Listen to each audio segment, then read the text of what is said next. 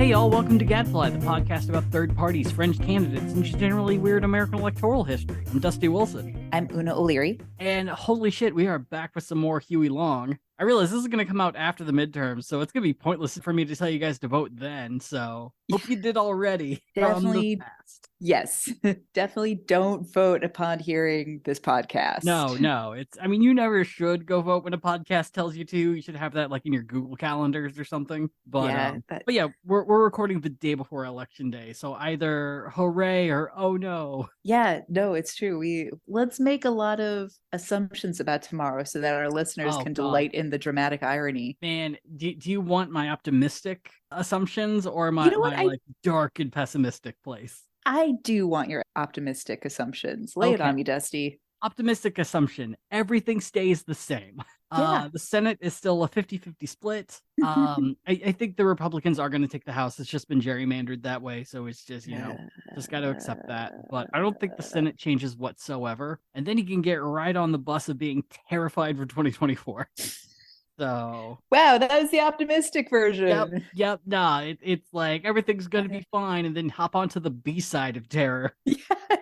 Deep cuts. Yeah, I was scared of 2024 before it was fucking cool.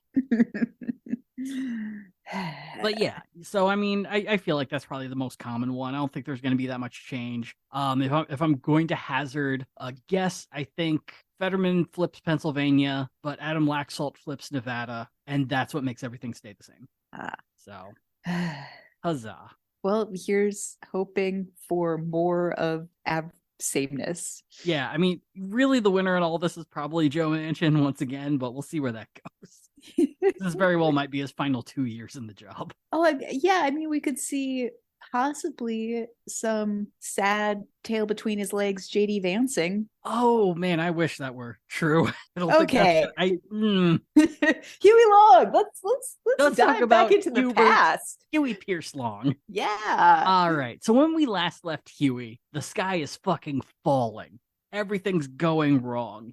Yes, he had a wonderful summer where he was able to pass his entire campaign platform in 3 months. But by the time 1992 came around, he was living in a house that was falling apart, could not get the money to rebuild it, so he hired a bunch of convicts to tear it down for him, and then he broke with a trio of his closest allies, and worst of all, he was about to step on a political landmine of his own making. And of course, it's kicked off by something that sounds extremely boring. Ooh. So on March 16th, 1929, Huey announced that he wanted to call the legislature in from their time off to have a special session.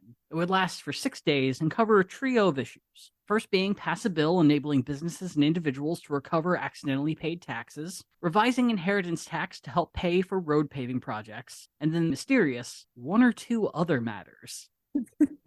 Love a good etc. Look, you gotta leave the people wanting. You gotta have a cliffhangers with your special sessions. Otherwise, it's just boring bullshit. So the next day, Huey would reveal what one of those vague matters was, and he demanded that the legislature impose an occupational license tax or manufacturer's tax on 5 cents per barrel on the refining of oil. The goal was to take this income from this tax and put it towards education initiatives, his planned vocational programs for the blind and deaf, and to build inpatient mental health facilities. The thing, though, is this isn't like an addendum to a tax that already existed like his previous, where you could be like, oh, it's, we're going to adapt inheritance tax. We're going to adapt quantitative taxes on things we take out of the ground. This is completely... Right, because the Louisiana Constitution is kind of like the walls in a rental. It's just like the landlord's just coming in and adding like another coat of paint. Yes. And no paint jobs have been good to begin with. So you're probably painting over newspaper and then painting over wallpaper. And yeah, it's a mess. Like it's catching up to the lintel. Right. And so what he's asking legislators to do is just create a completely brand new tax just against the oil companies. It's not obvious. So this absolutely blindsided not just conservatives who already hated him, but it also infuriated nearly everyone else. According to T. Harry Williams, who's the historian whose book we are basing a lot of this on, this is because this tax in particular would hit Standard Oil hard. And spokesmen from the company immediately stated that if this law passed, they would have to close the refinery in Baton Rouge, meaning that 18,000 jobs were suddenly at risk. The Baton Rouge State Times rushed to print an evening edition that was entirely about the new tax and begging legislators to strike it down. Harley Bozeman, who had worked with O.K. Allen to give Huey his supermajority in the legislature, begged Huey to abandon this surprise tax. And Huey refused and stated that no matter what, he was putting the bill forward the next day. And Bozeman would state that this was when he began to believe that the only reason Huey wrote the bill was to try to get back at Standard Oil for screwing him out of money when he was 19. Which tracks. Probably true. It probably is. Yeah. And I mean, yeah, you've already won so many battles to raise taxes against the oil industry. Why not try to sneak in one more while you have the momentum? it's not like that hatred ever went away. Oh, no. No, it's like, it's just hatred's like wine. It just grows with age. It just keeps turning vinegar. Right. Yeah. So Huey probably felt like he could punish Standard Oil with impunity after being able to push through his entire platform in 3 months. But now that jobs and money and power were at enormous risk, the anti-long old regular conservatives, who at this time were calling themselves the Dynamite Squad because their whole goal was to blow up Huey's plans, all right, calm down. As you'll remember, did not work. But now they finally had a chance to gain allies against Huey since so many people were pissed off by this. On March 18th, the session began, and I'm not really sure why, but Huey's leaders in both houses called for a vote to suspend the rules. My best guess is this would allow them to skip debate and various other things that are a part of passing laws, but they called for it. And this was the first sign that things were not going to go well for Huey, as both the House and the Senate would fail to pass this, despite his assumed supermajority. This setback was enough for Huey to realize that maybe this new oil tax was not going to pass, and he needed some major support, and fast. So first he got Superintendent of Education T.H. Harris to go to a meeting of state superintendents that were in town to convince them to support the bill, branding it as being extra support for education. And this ended up working, because T.H. Harris was very well liked by the education industry. I don't know. Very much liked by teachers within the state of Louisiana. And he didn't really have too many other options, though, because if he wanted to get support fast, he had to ask large groups that were in the city. So the other group he went to talk to was a committee that had been formed to endorse a bill that would make sure that tick eradication was a law. So the year prior, essentially someone had presented a bill to the state saying that farmers are legally required to dip their livestock in this formula that kills ticks. And the farmers were against it because that cost money. And so Huey was against it, and he ended up killing the bill. And so they're back in town trying to figure out a new way to introduce this bill. And now Huey needs a favor from them. So he tells them, if you support the new oil tax, I will get your anti-tick bill through in the next session. Yeah, we're going to be swimming in deep, just whatever it takes. We're going to buy you so many citronella candles. Ooh, yeah. Just put them around your pigs. Your meat is never going to taste the same. The tick committee turned him down. And with this, Huey didn't really have anyone else to go to during the day. Oh, we love to see a petty comeuppance. It's interesting to it's bad enough to not get the support you thought you had, but to lose it to a tick committee is just embarrassing. Can we be played out by Brad Paisley's ticks this episode? Yes. Yes. But here's the thing. Even if they said yes to his offer, it's not like a bunch of superintendents and tick enthusiasts could get him enough support to pass the bill. Huey would be forced into taking a new path. On March 20th, Huey called for a brand new session of the legislature, which canceled out the first called special session and created a new one on the day it was canceled that would last for 18 days. And to kick it off, the oil tax bill would be introduced right at the jump. Huey took the floor to push the bill, as he usually did, but a member of the opposition interrupted him and invoked a rule that barred unauthorized visitors. And so everyone voted on whether or not Huey was an unauthorized visitor, and he got kicked out. Oh, shit. You can't sit here. Rule 8, subsection 20. So Huey storms out of the house. And so following him just furiously walking out, the proceedings were taken over by a very familiar name, but a different person. I'm sure you remember Jared Sanders, elevator pugilist. But now's the time for his kid, State Representative Jared Sanders Jr., to get familial revenge. This is extreme. I learned it from you, Dad behavior, because they're taking Huey's petty playbook and being like, oh, you want to talk rules? Yeah, let's go, motherfucker. We've been reading too. Yeah, inherited grief is something. It is. Truly Oh, wonderful. It's like, and in Louisiana, does it get any oh better? my God, it's like The you're going to get land all of my it. money, you're going to get a political career, and you're going to get a list of everyone you hate off the jump. So Jared kicked things off by presenting a newspaper article that mentioned Huey's deal with the Tick Committee. And it claimed that not only had Huey offered to pass their bill, but had also offered a portion of the oil tax to go to them. If this was true, then Huey committed a bribery. He then produced a resolution condemning Huey, which passed overwhelmingly. That went so well that the House spent the rest of the day just being petty and making resolutions against Huey. They didn't have time to pass them because they were too busy making them, but one condemned Huey's form of hiring and firing people, and one praised the oil industry for helping out Louisiana so much, and equally condemned Huey for hurting the small bean oil industry. I mean, Huey, god damn it. Like the oil industry is not good, but now you've got everyone rallied with them. Yeah, when you start fucking with people's jobs, like there's a line, and it's I get there was a thing on Twitter I was reading recently where it's like you can only push the boundary like by increments so long before just the bottom drops out and everyone hates you. Meanwhile, in the Senate, word arrived with the House booting out Huey and that change was in the air. Lieutenant Governor Paul Sear, who Huey had split with months earlier, asked for permission to speak to the Senate, which was granted. And he took the opportunity to spend an hour accusing Huey of being a tyrant, who was both in league with the oil barons and also trying to destroy them. It wasn't a great speech, but it was definitely passionate. I mean, I feel like that is just political discourse in the year 2022. I'm not hearing anything out of the ordinary. Yeah. But it did end with a very dramatic plea of Paul Sear looking up to the heaven and saying, "Dear God, please forgive me for ever supporting Huey Long." And that supplication earned him a standing ovation in the Senate. Woo! It's like 90% how you say it, 10% what you say. But not only had the House and Senate begun a campaign against Huey, but so was at least one member of the local press. The Baton Rouge State Times, a paper run by a guy named Charles Manship, had been knocking Huey's oil tax since he first introduced it a few days prior. Between the introduction of the oil tax and the call for a new session, Huey would run into managing editor of the paper, C.P. Leiter.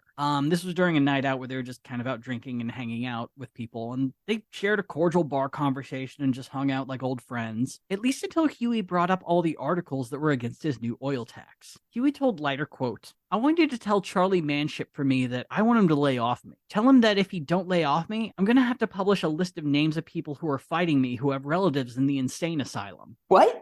So this direct threat was because Charlie's brother Douglas was interned at the East Louisiana Hospital for mental patients. I mean, that threat is itself crazy. What? Yeah, it's not very kind, especially like we'll get to it later, but I think we can posit what got Douglas into inpatient care. Because But we'll get to that. Well, before we get to it though, I like knowing that back in that day, anything and everything could just be dubbed mental illness and you just get Right. carted away for it. So I just love the idea. It's like, I'm going to sick this person on you. And that person just has ADHD, it's just like, Yep. Like, it's just sad. Yeah, this woman has opinions. Put her in the Yes, put her in the exactly. So later in the night, Huey ends up running into Charlie Manship himself, and he asked if C.P. Leiter passed the message that he gave onto him. And he said no, and Huey told Charlie that you need to check in with Leiter tonight. So when Charlie met up with Leiter, he sheepishly told him what Huey had said. And it was this threat that led entirely to the State Times releasing a front-page editorial on the 20th against Huey personally. And it was entitled, "This Gentleman is the Way Your Governor Fights." And in the article, Charlie Manship said, "Yes, my brother Douglas is in a mental health facility. I'm not ashamed of that. And also, funny thing, Douglas and Huey are the same age. And while Huey was busy being a shitty lawyer and selling kerosene cans, Douglas was fighting World War I in France. Which, if I have to posit, PTSD affected a lot of people in very fucked up ways." Yep. And assumptions being. Right. To say nothing of, I don't know, mustard gas. And right. Yes. So Charlie Manship just like double barrel shotgunned on the same day that the House and the Senate decide, fuck Huey Long, we're not listening to you. Woo. And after all of that, it would take a miracle to save the oil tax bill. And by now, Huey was all out of miracles. But not only was the tax bill doomed, so was all the other legislation that Huey hoped to pass during the special session. Huey tried to push to just abandon the bill, but now that the Dynamite Squad had the momentum, they wanted to bring the bill to a vote so that they could kill it publicly. and to also prove to everyone there that, hey, if we all work together, we can stop Huey Long. Long supporters were able to keep the bill from getting a floor vote, but when the special session resumed after the weekend, it was pretty certain it was actually going to make it to the floor. They could push motions and have very long debates, but eventually it's going to make it to the floor. And at this point, Huey only had one option left. He had to cancel the special session and dismiss the legislature. Abort! Yeah. The thing, though, is Jared Sanders Jr. had other plans. For a while, the Dynamite Squad and he had been meeting in his own law office to try to figure out, how to ruin Huey's proposals and plans, and they failed throughout the first term. But on the side, they were making a list of accusations that they could use to impeach Huey whenever they felt the time was right. Oh, boy. And no time was better than now.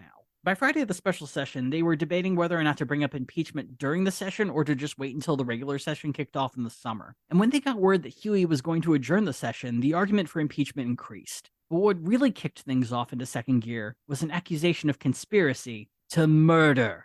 Bum, bum, bum. So state representative, things are about to get really conspiratorial. So there's one state representative, Harney Bogan, which sounds made up as fuck, had been in contact with one of Huey's original bodyguards, a washed-up boxer who went by the name of Badland Bozeman. Now, this is a different Bozeman from Harley Bozeman, who's working in the legislature. This is a completely different guy. He was a middling boxer, did not do very well, and got more than enough CTE to make him notably very slow in many regards. But he was the very first bodyguard that Huey hired because he's big and scary. And so Battling Bozeman would make the claim in an affidavit that one evening he visited Huey in the governor's mansion. Huey was drunk and outlined his plan for the special section where, weirdly enough, he was able to predict what was going to happen, that none of these bills are going to pass, no one's going to do anything. And then he said, there's really only one plan I have to go forward. We got to kill Jared Sanders Jr. And Battling Bozeman was like, well, who's going to do it, boss? And Huey looked at him and was like, oh, you are. You're going to do it for me. To which Battling Bozeman said, no, I'm not going to go kill a member of the government. To which Huey then fired him shortly thereafter. Oh no, none of this is a good look. Now, on the side of things, Huey would, and a number of people would say, no, he got fired because he wasn't a very good bodyguard. But, we can adjudicate that. That's the word, right? We can figure that out here in the future once we get a few more details. But the story is, Huey drunkenly called for the assassination of Jared Sanders Jr. and wanted to hire his bodyguard to do it. Who hasn't said an ill word after drinking? Who amongst us hasn't offered money to have someone we don't like killed? I'm just putting it out there. Right. And I'm going to posit this for one of the ways that it might have been bullshit, in that Huey had a direct contact with the National Guard. I'm sure he knew people who would be better at assassinating. The National Guard isn't known for coups or going into Guatemala and overthrowing a government, but they at least know someone who could shoot straight. Yeah, and I feel like with a little bit more time with Huey Long, they would know how to coup and they would know how to invade Guatemala. Mm-hmm. Guatemala's Louisiana now, motherfuckers. Yeah. Yeah, and so with this evidence, no one in the Dynamite Squad really knew how much credence to put into it. Jared Sanders in particular took a very laid-back reaction to this, where he said, I believe 100% Huey Long said that. I don't believe at all that he meant it. Yeah, I think that's incredibly rational. But this affidavit was too explosive to just ignore. And the Dynamite Squad decided that if they were ever going to start impeachment hearings against Huey, this claim could get a ton of people on their side very quickly. So on the Monday, when the session was set to resume, Representative Cecil Morgan would introduce the articles of impeachment and fight like hell to get them introduced before Forney, who was the Speaker of the House, and the Long supporters could just cancel the session. So on Monday, March 24th, both sides came to the House with competing plans. On the Long side, the plan was fairly simple. Forney starts the session, they go through the prayer and the roll call, and then Long ally J. Cleveland Frouge would rise and move for adjournment. Forney was then to only recognize Frouge and then bring the adjournment to a vote. And assuming that the Dynamite Squad would take this as a win, they would all agree and they would all go home and nothing would be passed and you just chill out until the summer. And for the most part, it kind of went as planned. So Forney started the session, did the prayer, did the roll call, everything's fine. The Problem is, this all fell apart because J. Cleveland Frouge took too long to rise. What? They were not expecting the Dynamite Squad to do anything, so he's just like doing a casual, "Oh, I have an idea. Why don't we just stop?" I don't know. It's a bad idea. Maybe we should vote on it. I don't know. What? How slow? I mean, this is Louisiana, where I just assume everyone moves slowly because of the heat. Yeah, I mean, it's he's moving slower. It is the spring Damn. too, so who knows? But Cecil Morgan hops on this opportunity and he immediately brings out the affidavit from his pocket and accuses Huey of planning to have Jared Sanders Jr. killed. And so while he's talking about this, Frouge realizes, oh shit, I have to hurry up. And he immediately yells, "We should adjourn." No. Fournay completely ignores Morgan during this and acknowledges Frouge. And so while they're calling to adjourn the House, Morgan is demanding that a committee investigate this claim of assassination. Fournay orders Morgan to sit down. Morgan refuses. And so Fournay calls the Sergeant of Arms, which is sort of like the main cop of most houses of representatives, Sure. to make him sit down. And he so sits down so slowly, and then a fight breaks. And so the Sergeant of Arms and a few of his dudes walk towards Morgan, and the Dynamite Squad walk between the Sergeant of Arms and Morgan, blocking him from getting any closer. Oh, geez. Now we have a standoff. Well, now we have to use a basketball term, a pick and roll happening. Because now that the Sergeant of Arms is blocked, Morgan goes to the center aisle and starts walking to the speaker's podium. And as he's moving to the podium, the Dynamite Squad just kind of pivot with him. So when Morgan gets to the podium and keeps talking about this assassination attempt, the Dynamite Squad are forming a semicircle around him to not just keep the Sergeant at Arms away, but all the long supporters away from taking him off the podium.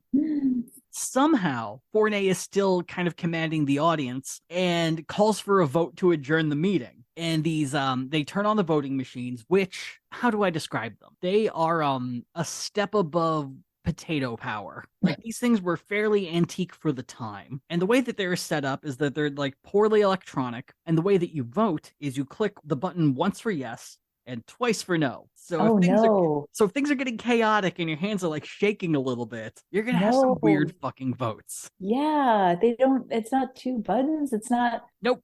One button. Best of luck. It also didn't help that the vote got called so fast that the person in charge of operating the machine was not ready. So amongst all this chaos, somehow a vote gets done. And the tally comes up as being 67 to adjourn, 13 to not. And the second that happened, Fournay slammed the gavel, called an end to the session, and left the room while absolute chaos is going on because people are very quickly talking to each other and realizing not that many people voted yes to adjourn. In fact, a majority voted no. And so a rush to the podium begins to ensue at this point. And this is because a lot of people assume that with a vote of 67 to 13, it kind of seems like that vote was pre-programmed, perhaps by Huey Long. What? He's just got like the card stock, like the old school IBM card stocks, and like just put in. Yep, it's just the number's going to come up no matter how you fuckers vote. We're done. Because the fun thing is, when the House adjourns, the Senate has no choice but to adjourn because nothing's getting sent to them. Nothing's coming up. So by default, they have to go too. So anti-Long rep Clinton Sayes decides he's going to take a different route. Everyone's trying to go up the aisle and being, relatively polite with their anger. Clinton Sayles just starts walking to the front desk by desk. And he ends up getting to the stairs just by climbing over all these desks, hops off, starts making his way. And it's here that he ends up in the path of a Long supporter by the name of Lewis Wimberly. And what happens next depends on who you ask. According to Long people, Sayes pushed Wimberly, which resulted in Lewis then punching Sayes in the forehead with his diamond ring. Ooh. Like, it's a chonky diamond ring that just nails him in the fucking forehead. According to anti-Long people, some anonymous person sucker punched Sayes with a pair of brass knuckles before he even got to Wimberly. And then there's my favorite, the third option. One random guy said, I saw him climb up on a desk and his head got smacked by a ceiling fan, and that's why he's bleeding everywhere. No, I like the diamond ring. It's, oh my god, punching someone with a diamond ring is such a badass move in general. So that diamond ring is always going to be okay. Yeah, it's, damn it. I can punch a man made out of obsidian. It's going to be okay. But yeah, then all these timelines emerge back to just Sayes bleeding like crazy from the forehead. And this is sort of like a fight bell. Everyone sees the blood and everyone picks a partner and just starts punching. Like Well, people face are, wounds are notoriously bloody. oh yeah, yeah. And so they're pulling out like tiny little blackjacks. A lot of people have brass knuckles, so you're having fights with that. That's an incredible detail, It's and we need to spend more time on that. look, I mean, you can't bring guns really into the house. Canes are a little frowned upon after the 1860s, so you got to be able to sneak shit in. And what's better than a set of brass knuckles? I just feel like not enough people utilize the brass knuckles these days. That, or I'm running in It's the good crowds. it's partially because they're highly illegal, I think. They're illegal in Oh, most places. So it might be that, but you're not. It's such a compact, perfect weapon if you're gonna get into fisticuffs, especially if you're like a gentleman legislator. oh, sure, because they're very pretty. Oh yeah, I It's bet like you you can can get some get some really nice amazing metal. designs, and Yeah. like whoever you punch, you could see like the bruise and the markings from it. Just be like, yeah, I did that. That's me. Like, I'll enjoy yeah, that for a week. if you're already the kind of man accustomed to pinky rings, what's more than, Yes. just slide some rings that are connected onto all four fingers. Right. It's great. It's really cool. I got a matching set of brass knuckles and that metal thing you used to use on wax envelopes to like make your signet ring. A chop, yeah, yeah, a Yeah. signet ring. Yeah. It's really Ooh. fancy. I punch a congressman with it. It's great. So I know it works. So people are just fighting in the house now. But it doesn't take that long because most of them are middle-aged and do not fight that much, and exhaustion kind of takes over the room in about a minute or two. So Fournier ends up coming back into the room after he like cancels everything, and then here's just a huge fight ensue. And so he tries to get the session back in order and isn't having much luck. And that's when House Rep Mason Spencer stood on a desk and let loose what is best described as a loud hog call, which I imagine is like a version of suey or Yeah. something of that sort. And it freaked out everyone in the room so much, it caused a complete silence. And so Spencer took this as an opportunity to just wrangle everyone in, just to be like, let's find out what the fuck happened. And so he decides he is going to call a voice vote on adjourning the session and calls out all 88 members in the room by name and has them say what they voted. And by the time he's done, he found out the actual vote was 9 to end the special session and 79 to keep it going. Holy cow. Now, that might have been affected by the fight, but so he followed this up by saying, for the day, I am not going to be temporary speaker. Don't want to do that. So they nominated a guy named George Ginsburg for the job, seemingly removing Fournier from the job, at least for the day.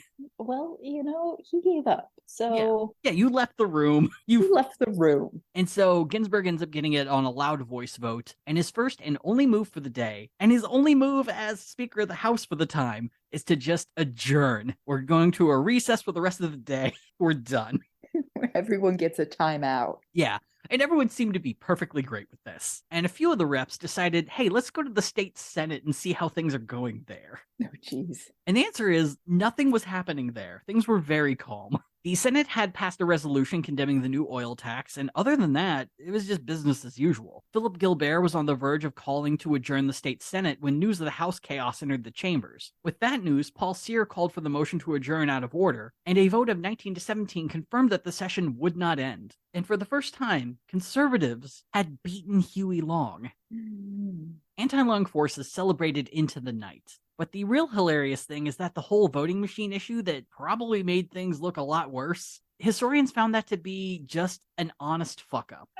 Oh. So when everyone was trying to vote, the system just wasn't ready, and the person running it just couldn't keep up with everything that was going on. And since a fight started after the numbers picked up, there was no way to take the time to be like, I need to reset this so we can vote. Yeah. And so what looked like vote tampering was actually just an honest mistake. Oh. Either way, thanks to the fighting and chaos in the House, the day would become known as Bloody Monday. The next day, Fournier took his seat as the Speaker of the House, and he opened by apologizing that, he didn't intend for the chaos that resulted. But you know what? Maybe we should do a second vote to adjourn the special session just for kicks. Just see how it goes. Wasn't that fun, guys?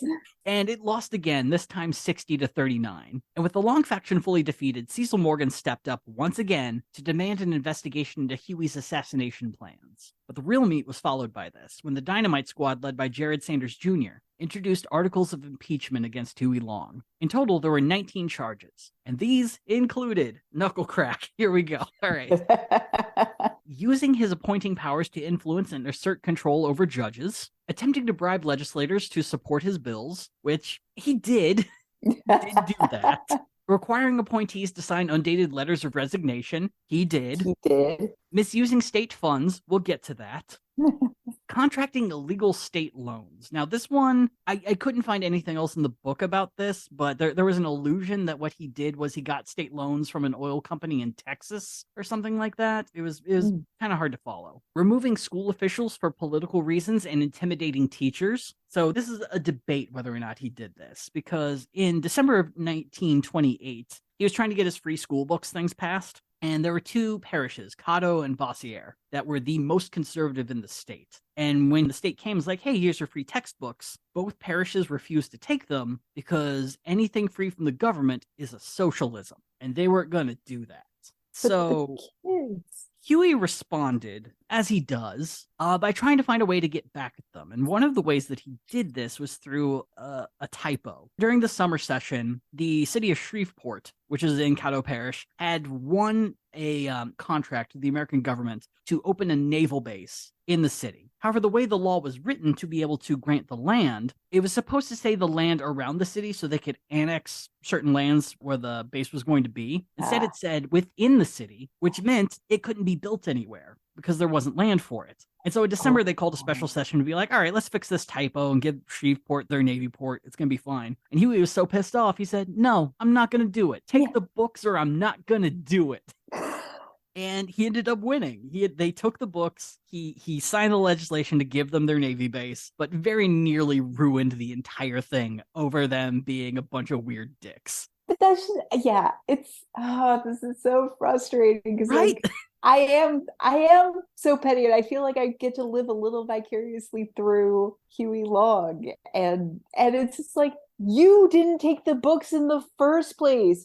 Frankly, you were petty first. Mm-hmm. Yeah. So yeah, no Navy port for you. Well, dickos. I should say part of it also too wasn't just like fearing the socialism. They were heavily Protestant parishes that were really pissed off that Catholic kids were also getting these free books in their parochial schools. So it was a lot of that too. Yeah, which is like not that's even worse. Yeah. Just like, so you just, either way, you're hating on kids. Yeah. Well, and they started a lawsuit to try to make that law completely abolished. And yeah, Huey pretty much bullied them out of a lawsuit and to take the books by holding this Navy port hostage over an innocent typo, which I gotta give it to Huey. The man does research. He'll find the fine print that can ruin you 9 times out of 10. So yeah, so technically he removed school officials for political reasons, and technically he intimidated teachers for not taking free books. Using the National Guard to pillage private property, he did this multiple times in the gambling districts, trying to force parish governments to support his bills in exchange for bills they want. This is something that also happened in December, because he realized going into the session that a lot of the things that he wanted to pass could only work that if he offered them like, hey, we'll fix the roads in your parishes, or we'll do whatever pet project you want. This is also something that always fucking happens anyway, too. There's like a tit for tat for this sort of thing. Right. Carrying concealed weapons on his person. He did. He carried a gun with him when he started being worried that people were trying to kill him. Right. I mean, he was worried people were going to kill him, and he wasn't sleeping a lot. Using abusive language with officials and private citizens. Yes, he has done that a lot, and we'll get to more of it. Engaging in immoral behavior at a New Orleans nightclub. We will get to that. Oh my God. Usurping the powers of the legislature and committees. You could probably debate that. I mean, he kind of did when he demanded certain people be on committees, so you sort of could say that. It's a stretch. Yeah. Forcing the state penitentiary to construct a refrigerating plant without getting outside bids. I know nothing about this. Attempting to intimidate Charles Manship. Yes. Destroying the governor's mansion. Hilariously, yes. Yeah. Destroying the property and furniture inside the mansion. I did forget to mention they didn't move anything out. Everything was destroyed. Oh my God. Yeah, the furniture, the electronic, everything's just gone in a pile. Illegally paroling a convict. I do not know what that is about. Intruding on and interfering with the legislature, and trying to hire someone to kill Jared Sanders Jr. Right. Yeah, so it doesn't bode well that half the things are things where like, yeah, he did that. He definitely did that. No, and there's so many, Dusty, there are so many? It's a lot of charges. Like I think he has more charges than Benigno Fidel did, which is saying a lot. So if the previous night's festivities weren't enough, the night of the impeachment filing was buck wild. 6,000 conservatives came into Baton Rouge from across the state to party to their heart's content. There was food, revelry, music, and the music was supplied by a marching band that was the official company marching band of Standard Oil. Oh boy. There were also many executives from Standard Oil who were there, and the press yeah. reported on it. They weren't trying to hide it. They were Woo, just it's better than Mardi Gras. they were just so convinced and so full of confidence that they didn't even feel like they had to hide it. Meanwhile, Huey is not having a good day. His brother Julius, who you might remember as the two-time failed law partner, he came down from Shreveport to offer to help/revel in his brother's misery. Oh. And he claims when he got to the governor's mansion, he found Huey sobbing in his bed to a degree that made him certain that Huey was going to commit suicide if he ever left him alone. Man, poor Julius. Yeah. I could just see him getting down there being like, yeah, fuck this brother. I keep being there for him. This is such bullshit. And getting there being like, God damn it. I have to watch you now. I can't even go get drunk. Yeah, it's, I cut this from another part, but Earl Long is definitely another brother who should probably have a bigger part in the story. It's just his stuff really never fits with anything I'm talking about. But the fun thing with Earl is Earl loved to get into fights, and he was very good with people one-on-one. Like he's very charismatic and personable, and kind of has rounder edges compared to Huey. So he could make a lot of deals on behalf of Huey. But whenever he got into a fight, he would just fight mean. To one point that Huey heard that Earl got into a fight with one of his enemies, and Huey said, Earl bit him, didn't he? Earl's a biter. And he did. Earl bit the guy multiple times. God. Earl's that person who's like, I didn't learn martial arts to win a fucking contest. I learned martial arts to kill a man. Yeah, look, it's, from the rarely read comic Desolation Jones, you don't win fights by being the best fighter. You win fights by being the most willing to permanently fuck up the person you're fighting. So Julius is there. He wants to have a good time, but Huey's not having a good time. And it should note that Julius is not a very good source. He is very biased. And if he had a chance to make Huey look terrible, he was going to.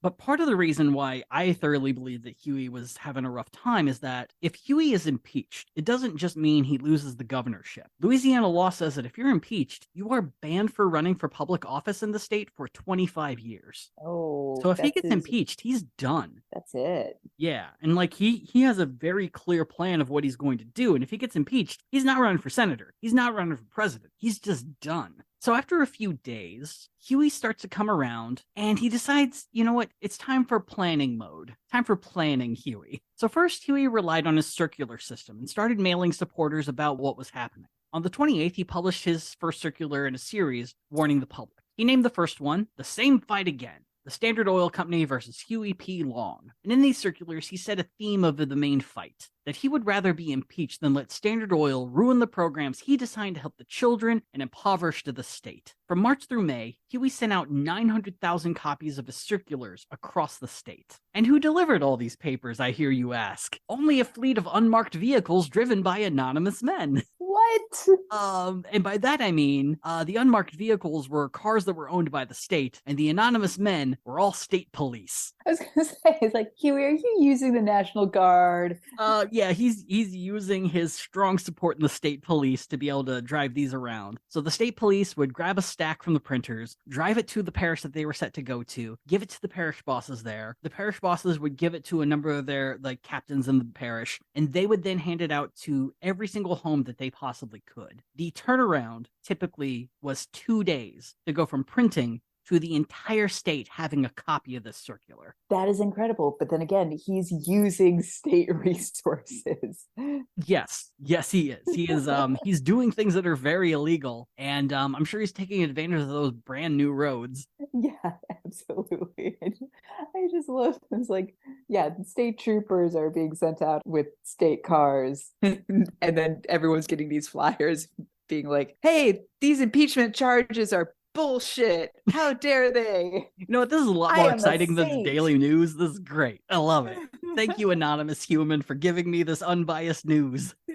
And so after the circular system was moving, he decided he was going to hold his own huge gathering of supporters. And on April 4th, he held this gathering at the exact same place that the Dynamite Squad held their Standard Oil-sponsored shindig, which is the second time he's done something like this. Oh, wow, so awkward. We double booked the same spot. It's really embarrassing that I rocked this place so much better than you guys. I mean, did you have overflow capacity? Because I can't fit everyone in here, which isn't an exaggeration. There was overflow of people who attended to the point that there were people standing outside listening to Huey speak on loudspeakers. So this large crowd was kind of helped a bit because he did tell the state employees that you have to attend. Huey!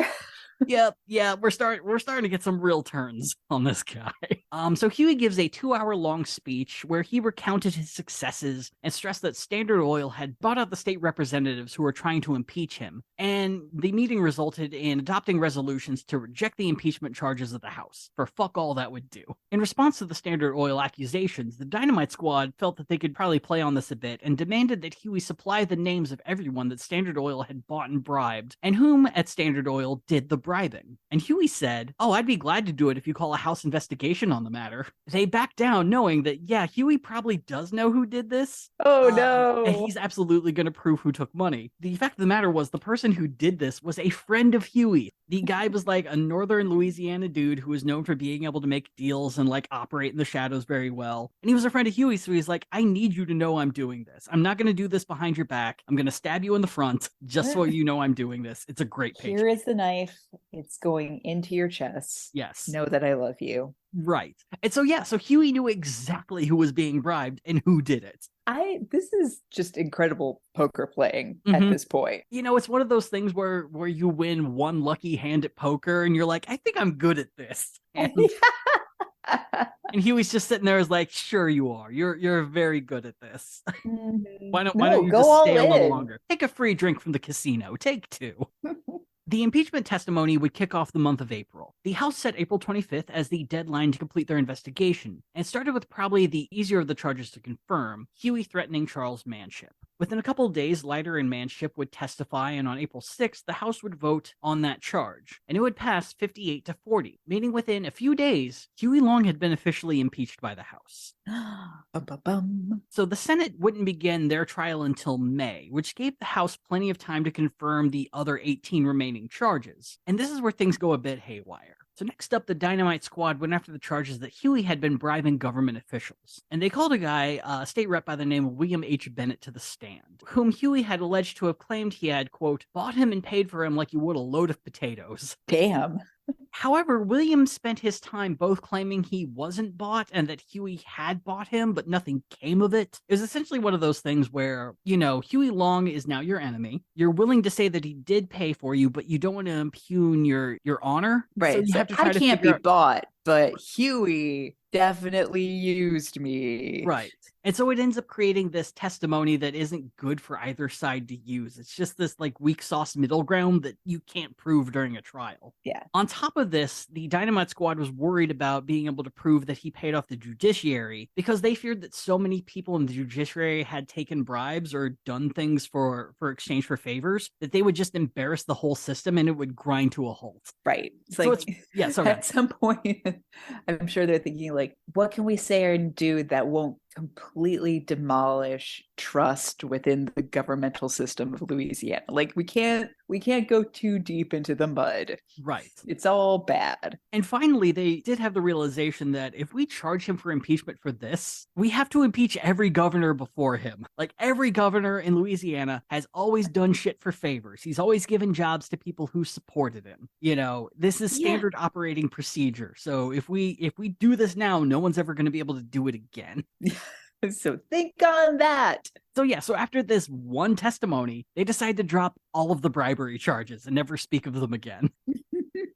But the next charge that they had, at least for Cecil Morgan, felt like a slam dunk. The claims that Huey had misappropriated state funds. In 1928, New Orleans had been selected to host the National Conference of Governors, and it was massively important to the city and the state that everything was perfect. Huey approached the Board of Liquidation to request $6,000 to entertain the various governors, and was approved. None of this was being hidden. The conference was a huge success, and all should have ended there. However, the impeachers heard rumors about how the money was spent, and that no state office held a record of the accounting of the event. And if this was true, then surely not all $6,000 had been spent solely on the conference. The impeachers were able to find that the money had been obtained from a bank in Baton Rouge by Huey's personal secretary, Alice Lee Grosjean. She got $6,000 in 20s, and then the money trail kind of goes cold. Cash. Yeah, if you remember, Alice is the person who Huey may or may not be conducting an affair with, and was also the person who held tons of cash in her bra whenever Huey needed it in the 1924 and 1928 campaigns. Right. So what, like, it makes sense that she was sent out to get Right. $6,000 in 20s. Yeah, like $6,000 is, from what I've read, nothing to her. It would have been as simple as grabbing a pack of gum from the store for her. So it seems that all the money did go to Huey after Alice picked it up. So they had to talk to the concierge at the hotel, or the hotel manager, to figure out how much money was spent. And he was able to confirm that about $3,500 had been spent on the hotel, leaving $2,500 in question. So historians would later find that the money had absolutely been spent on the conference. Yeah, balloons are expensive. Have you tried getting helium in the 1920s? Not easy. Look at those streamers. And then you have to pay the people to put them up. Yep. Yeah, that's not cheap. So the money had been spent behind a veil of secrecy, because you can't exactly tell people that you're spending $2,500 for booze, to pay governors to go gambling, and to send sex workers to their various rooms. Yeah, I can just imagine Huey Long being like, yeah, and you're welcome, right? To all those other governors. You're welcome that I went and got $6,000 in unmarked 20s. Right. It's, it's wild because, yeah, of course everyone had a great time. They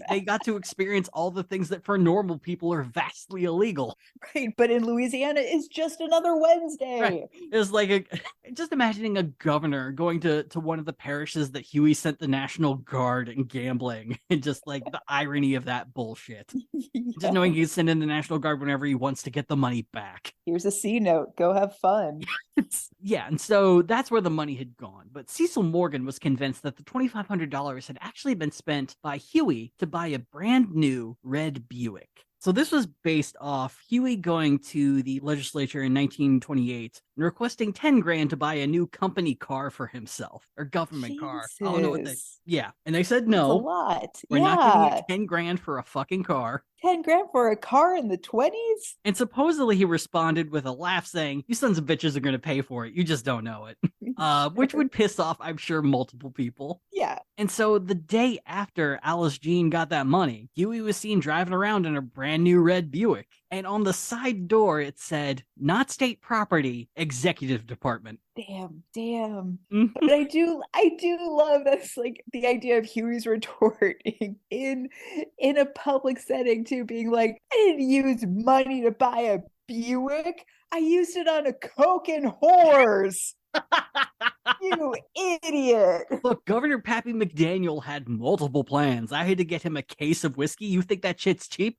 I have Buick money now. How embarrassing is that? Have you met the other governors? They're monsters. They're fucking lunatics. And I did it for the state. We're lucky it stayed under $6,000. Exactly. So Cecil called the people who worked at the Buick dealership to testify, and he asked them, "Hey, how did Huey pay for this car?" And it was pretty simple. He traded in his old car. There was a remaining $1,300 that needed to be paid, and he paid for it in cash. And Cecil, taking his Perry Mason moment, said, "Did he pay in 20s? Yeah." And Cecil turned around with like a grand gesture of, "See, I have proven everything." Oh, Cecil. The rest of the room did not feel the same. And so this charge would not make its way to the Senate.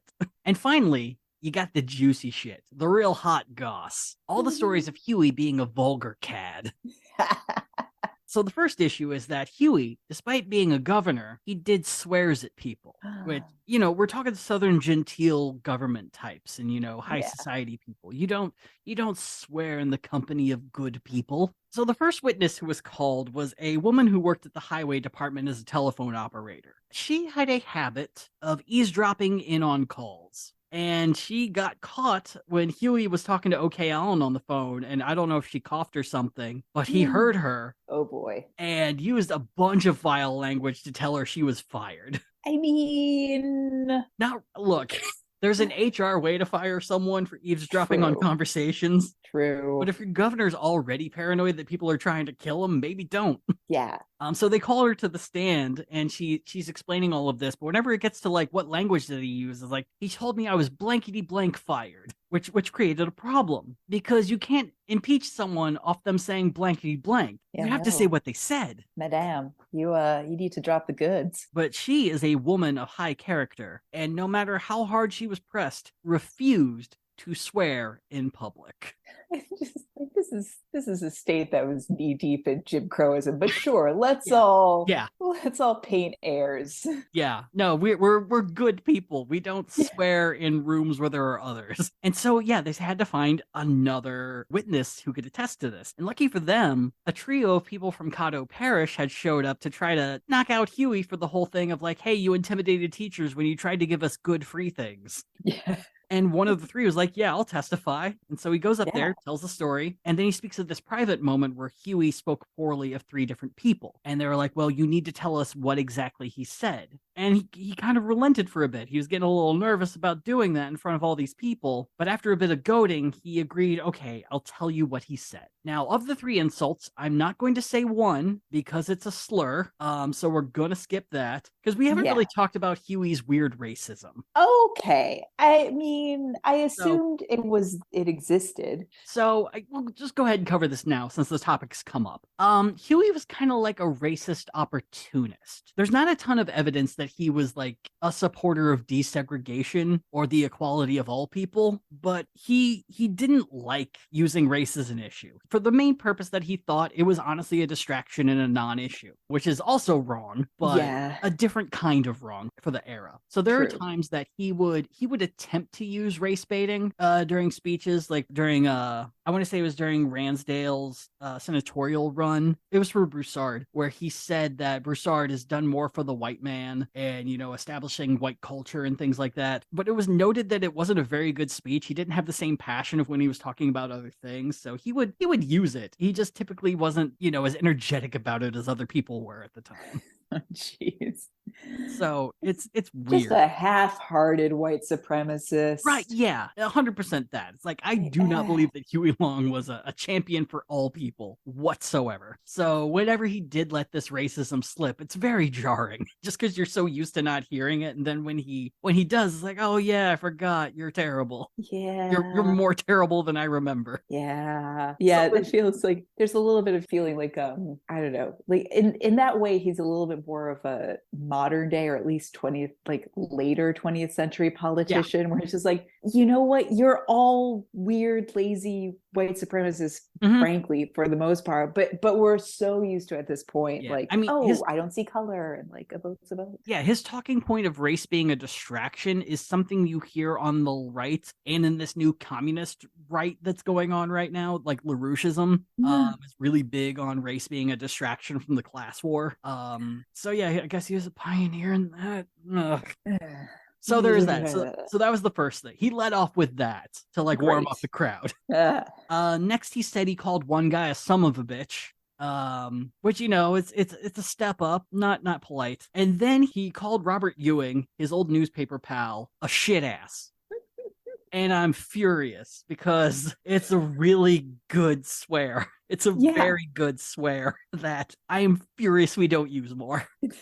In my head, it's also like I hear Lyndon B. Johnson's voice too. Like oh my god, that's such a Lyndon Johnson yell. Shit ass. You fucking shit ass. You're gonna fucking pass this bill, I swear to God. I didn't have Kennedy killed for you to kill this bill. Allegedly. No, not Steve. I do not believe LBJ killed Kennedy. Definitely it was a clone of LBJ. Oh my God. His guidance. There were aliens. Oh my God. God damn it. Yeah. And so here's the thing is like shit ass is still kind of jarring to us today because it's It's not a common thing you hear people call one another. I know, it's just like I'm realizing how like immune I am to a lot of swear, like Mm-hmm. like if anything, there's a delight of trying, Yeah. especially for Americans, Oh, because we 100%. just, the Brits have us so beat in this field. But yeah, just finding like new and varied curse words because they've all become like so normalized, and Mm-hmm.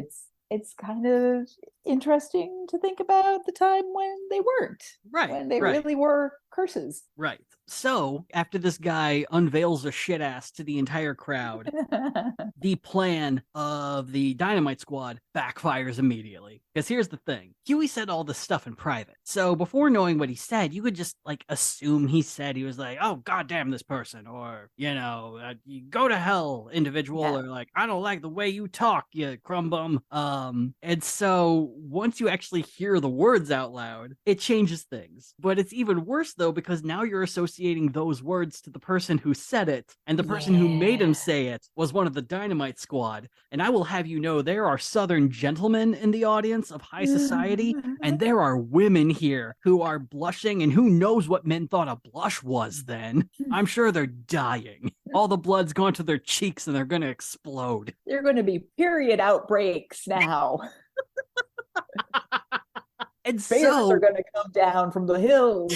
And so the fury at this is so strong, they immediately stop this line of questioning and decide to completely back out on accusing Huey of swearing at people. Cowards. But hey, they have something else they can move on. If we're going to talk about Huey's character, we have one more thing. It's true. There are so many pivots, thankfully. So, the accusation is that he got pervy at a private club in New Orleans. For this charge, they called hotelier Alfred Danziger. Alfred invited Huey to a birthday party at the Young Hotel, and then invited him to an after party at his private studio club. A piano player was there, as were 6 dancers who were there to entertain them, doing various dances, including a hula at one point. And so Danziger claimed that Huey barely had one drink. One of the dancers tried to sit on his lap, and he pushed her away, and then after an hour, Huey left. So not the testimony you would hope if you're trying to shut down Huey Long. Yeah, did they even check? They also brought in one of the dancers named Helen Clifford to testify, and she'd signed an affidavit saying that what Huey had done was be, quote, very frisky that night. That's it. So when she was brought to the stand, they asked her, well, what do you mean by that? And apparently she was doing a song. Huey grabbed her by the waist and pulled her onto his lap for the rest of the song. And when the song was done, she stood up. Huey did not try to like pull her back or anything, and that was the end. So I can see that being very pervy, because pulling a strange woman who is not expecting it onto your lap isn't a cool thing to do. The phrase very frisky, I'm sure gave people a lot of like, I know what I would do if I was very frisky. And yes, yeah, the imagination really takes over. right. And this was also hampered by the fact that Helen's ex-husband had charged that this had never happened, and the only reason she signed the affidavit was in exchange for getting a job, which Awkward. I'm not going to take the word of an ex-husband on this. No. Like, that just seems already that you have a bias going into this. But I mean, the friskiness wasn't as grand as I'm sure people assumed. So once again, this charge gets removed. Pivot again. Which is good, because now we can pivot to the most exciting charge. Huey planning an assassination. Yeah. It's the thing that kicked off the impeachment charges. It's why we're all fucking here today. And we're not gonna do anything with it. So by this point, they dropped the topic entirely, because the impeachers no longer took Huey's former bodyguard seriously and felt that if they put him on stage, he would do more harm than good. He wasn't exactly like all a their other witnesses. Somehow worse. I don't know. He's gonna go up here and he's gonna say shit ass. It's gonna be terrible. So yeah, by this point, he wasn't exactly a reputable character, and he'd been angling to maybe get a job out of his testimony, because he'd been working odd jobs and carpentry gigs since Huey fired him, and he just kind of needed a leg up, but had been angling for this publicly, so it was just best for them to step away. Yeah. And with Sanders not even taking the assassination threats seriously, there was really no point to keep pushing. So by the end of the testimonies on April 25th, the 19 charges had been whittled down to 8, and all that was left was for the Senate to try Huey on those charges. And if they got a 2/3 majority to convict on even one of them, Huey is gone, and Paul Sear becomes the new governor. Ooh. So on April 8th, days after being officially impeached, Huey announced that he was going to go on a statewide speaking tour in his defense. And it's during the speaking tour that he guaranteed to the public that he had 14 senators that would not vote to convict him, no matter what. Meaning, at worst, the vote to impeach him would be 25 to 14, which is one vote short needed to kick him out of office. Aye. This was actually verified by him before making the claim, too, so he wasn't blowing smoke. Actually, this number increased by 15 within 2 weeks of him making that claim, and he even got the senators to sign a document dubbed the Round Robin to solidify their commitment to voting against conviction, and kept it secret for when he needed it most. Undated and unsigned, just living in his desk drawer. It's good. Puts it in like a laminated file. Just like, it's gonna be great. So while the whole affair was probably stressful, Huey knew that unless he severely messed up, he was a lock to be found not guilty and could add this to his growing list of powerful elites trying to stomp out the little guy. Mm-hmm. His speeches were heavily attended and designed as a show of popular force against those who would kick him out of office. He once again portrayed the issue as Standard Oil Company buying out the senators and the real culprits behind the impeachment. Instead of refuting the charges, he chose to speak out against the anti-Long senators and implored audiences to recall them from office, because just the year prior, recalling became legal in Louisiana. He did bring up the charge of trying to get Jared Sanders Jr. killed, to which he said, quote, "They say I tried to get that numbskull killed. Why, if Jared Sanders Sr. had died 20 years ago, I wouldn't be governor. If Sanders Jr. lives maybe 20 more years, I'll probably be president of the United States. A Sanders is what I need to assure my political future. Essentially, y'all fuck up so much you help me win, so why would I kill you?" You're an asset. Yeah. On May 19th, the Senate trial against Huey began, and Huey was called to be present. On the very first day, Huey's legal team presented their case for why the charges should be dismissed, and the trial ended. Typical defense stuff. On the very first day, they focused on all the charges filed after the manship blackmail charge. The crux of the argument was that the special session had been called to last until April 6th, which is the day the manship charge was filed. And since the House wasn't in session, every charge that was filed after that date is legally inadmissible. And this caused the Senate to call a recess until the next day so they could all go privately debate this claim. The next day, the call to drop 7 of the 8 charges lost by 1 vote. So Huey's team moved on to dismiss the manship charge. The argument was that what Huey did could not be counted as blackmail or a threat. And this was because if he said Douglas Manship was in a mental health facility, he's only stating something that's true. But on top of that, the fact that Manship was in a mental health facility was public record. In a weird pre-HIPAA time, Yeah. if you were at a state hospital in Louisiana, you could just write to the government for a list of everyone who's there, and they would send it to you, no questions asked. Give me all the legal names. Mm-hmm. And so they're just like, it's public domain. It's not like he's saying anything that couldn't be found by other people. So this isn't a threat. And even if it was a threat, he was acting as Huey Long the person and not as Huey Long the governor. Woof. Oh no, not that rationalization. Sovereign citizen shit. No. I am not Dusty Wilson the person. I am Dusty Wilson the entity. This was not the Trump campaign. This was the Trump private equity fund. I wasn't driving to assassinate Jared Sanders Jr. I was traveling. Yeah. This is an admiralty court. None of you have authority. 3 sovereign citizen claims I know. I would like to be tried at sea, please. Oh my God. And so, once again, this caused the Senate to be like, we got to take a recess and talk about this. And so they talked about it for a bit, and once again, it failed. But once again, just barely. And following this, the Senate kind of had enough for the day, and like, we're recessing for tomorrow. We'll do the real trial tomorrow, and it'll be great. I love the Senate being full of, what I assume were these full-time lawyers before they went into legislation, just being like, every day is like taking an AP exam. This is bullshit. Well, one of the more interesting things is, for Louisiana, as it is with most states, one of the Supreme Court, the main justice on the state Supreme Court, is overseeing the trial. Effectively, then that guy has to deputize every single senator as a judge. So it's kind of wacky and kind of fun, but I can see them just being like, I want to eat dinner at 4. This is exhausting. After a while, just splashing a little bit of holy water and being like, we're good. Just okay. We're deputized. Let's keep it moving. Yeah. So when the Senate came back, the impeachers were fully set to get to business and try the case. But Huey had one last trick up his sleeve. Senator pro tempore Gilbert introduced the round-robin document and stated that the 15 senators who signed it would vote to find Huey innocent based on the arguments made by his legal team, meaning that continuing the trial would be a waste of time. And they moved to officially end the impeachment hearings. The conservatives in the Senate had heard rumor of this document, but had no clue it was signed by that many senators. The moment Gilbert introduced the document, Huey left the chambers and went back to his office. Because he's getting back to work, motherfuckers. The conservatives called for the senators to confirm that yes, they'd signed the bill, and yes, they still support the document, which all 15 did. This was followed by a few minutes of silence where no one really knew what to do next. Until an anti-Long senator called to recess until about noon. Upon returning, the anti-Long senators issued a statement into the record that stated that we believe the hearing should move forward, but we admit that going forward would be, quote, vain and useless. A motion to adjourn the hearing was entered by the Long folks without protest, and the hearing was ended. Huey Long survived impeachment, and the first person to congratulate him was Rose. Oh, his wife? Yeah, Rose had actually come down on the very first day of the House hearings. She'd come down from Shreveport. She was in the audience every single day. Huey had got her a trio of dresses to wear for the occasion. One gallery person had a very snide remark of, oh, why is Mrs. Long wearing a white dress? Doesn't she know this is a funeral? Boo! Yeah. And Whites worn at funerals in East Asian countries. Boo! Boo! Travel the globe. Listen to us swear.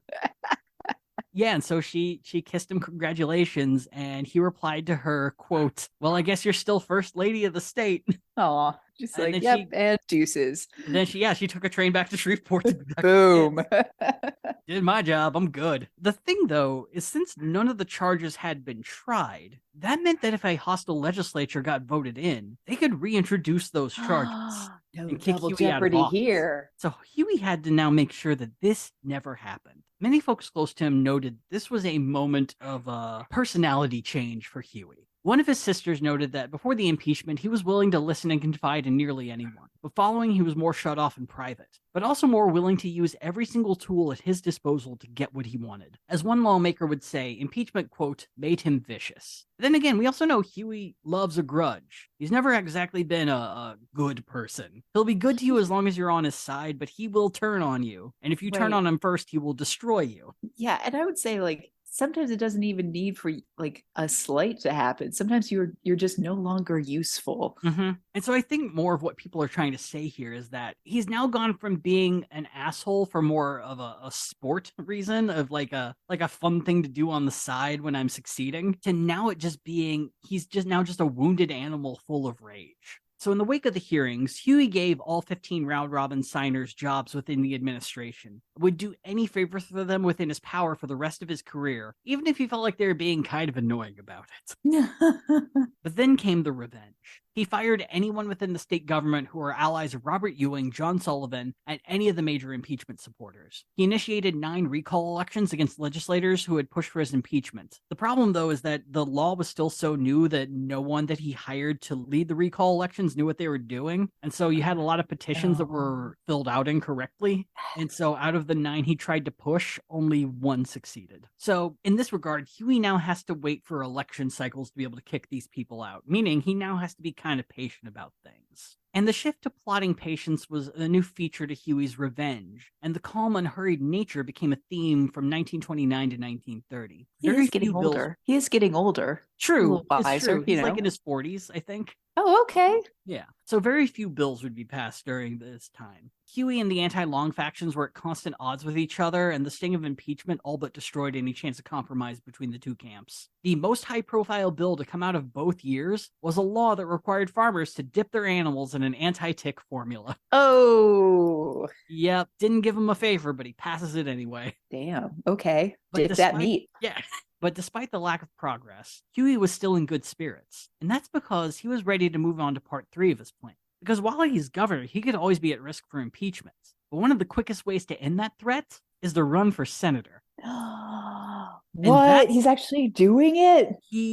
Yes. The next time, Una, we are going to talk about 1930, the year Huey Long runs for Senate 2 years after becoming governor. No. In that economy? Mm-hmm. he is going to run for senator during a time in which, I don't know, people are mad at powerful elites ruining everything. Yeah, it's not the worst time for him to decide to run. So yeah, we're gonna be hitting that. I don't know if we're gonna be doing 2 parts after this. But I think the goal is I am going to cover his senatorial career in one big chunk. We'll see how it goes, but I think we can do it. We're calling it Huey Long, longer and uncut. Oh my god, gross. Gross. I love it. But yeah, how goes your evolving feelings on Huey Long? They're so evolving. They're so complex because he feeds the dark pettiness that is within me that I don't let out for obvious reasons. Right? Right? That's why none of us have a National Guard. We would do terrible things with it. Yeah, it's like I remember on the first episode you were saying, like, I don't get how this guy's like a progressive Trump, but I feel like as we get deeper in his career, it's going to be a lot more obvious. I will still maintain that this guy is like head and shoulders smarter and working toward, like, I think it's more that like I'm seeing the parallel to like Tupac after he got out of prison. He was really paranoid and angry, and then signed up with Suge Knight, and all of his friends from Oakland were like, what are you doing, man? I feel like that's the Huey Long that we're currently at now. Yeah, I would agree with that wholeheartedly. It's, we're watching a guy who's really good at planning for the long term, now just kind of disintegrating and, snapping out at people a little more than he probably should. Because he's not getting the legislation out that would redeem some of this behavior. Now it's just, it's more like I'm gonna sit back and wait until I have my third act of the Godfather moment. Yeah, it definitely is that question of what the hell do you do when you do all the good you want within 3 months? Like, what is left? What is your plan? What do you do in the wake of that? Do you keep doing good things, or are you like, now's the time I try to run Standard Oil out of business? Right. Or did I blow any goodwill on making sure everything got done in 3 months and everything's locked? Yeah, exactly. Oof. Well, we'll be joining you guys next week, and in America we don't know about yet. I'm sure it'll be fine. Stop it, Dusty! No, it'll be okay because no one is seated until January, so no matter what, it'll be okay next week. You are just the worst at this. Lie to me. I believe I used to be an optimist. It'll be fine. There are some people I'm very excited to see win. I think it'll be a lot of fun. A lot of dark horse candidates I really wish will have a chance but don't. Like Ashley Yahaz in Western Pennsylvania. It'd be great if she won. Marie Glusenkamp Perez in Washington is freaking great. I'd be cool to see her beat out white supremacist Joe Kent, but we'll see. But yeah, I mean, all else fails, in the wake of the election, we could talk about third parties who do really well. We kind of had that during the last election cycle, talking about the people who end up winning offices who do a good job. So we'll probably do one of those in the future once the dust settles and the votes are counted. Yeah, I mean, at worst, hop on Twitter, get a laugh or two. Yell at a rich guy. Before it completely shuts down for lack of money. Speaking of which, we do have an account on Mastodon now. I believe it is gadflypod@mastodon.social. I know nothing about how it works.